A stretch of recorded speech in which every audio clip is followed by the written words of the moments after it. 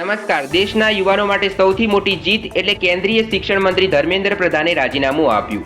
જે રીતે આપણા પડોશી દેશ નેપાળમાં જેન-ઝી જનરેશનના જે યુવાનોએ આંદોલન કરીને નેપાળ સરકારનો તખ્તાપલટ કર્યો હતો, તે જ રીતે આપણા દેશમાં પણ નવી પેઢીના યુવાનોએ દિલ્હીના જંતર મંતર ખાતે નીટ પેપર લીક મુદ્દે છેલ્લા 1 મહિનાથી આંદોલન કરી રહ્યા હતા.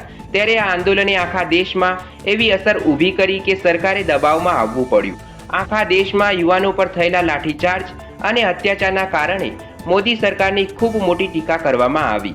પીએમ મોદીએ પણ યુવાનો સાથે રાત્રે 12 વાગે સેલ્ફી સ્ટાઇલમાં વિડીયો બનાવીને યુવાનો સાથે વાત કરવી પડી હતી.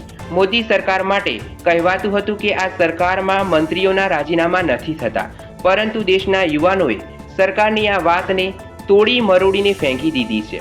મોદી સરકારે દેશના યુવાનો સામે આંખરે ઝૂકવું પડ્યું. શિક્ષણ મંત્રી ધર્મેન્દ્ર પ્રધાને રાજીનામું આપી દીધું. સમગ્ર દેશના યુવાનો માટે સૌથી મોટી જીત સાબિત થઈ છે.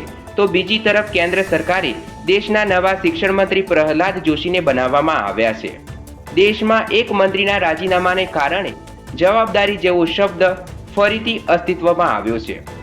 તો બીજી તરફ સમગ્ર દેશમાં ખુશીનો માહોલ છે. જે આટલા વર્ષોમાં કોઈ વિપક્ષી દળો ન કરી શક્યા, તે આ દેશની જેન-ઝી જનરેશને કરી બતાવ્યું છે. હવે સરકાર યુવાનો માટે શિક્ષા વ્યવસ્થા સુધારી દેશના ભવિષ્ય માટે તત્પર બને અને ફરીથી આવું આંદોલન ન થાય તેવી આશા સાથે નમસ્કાર.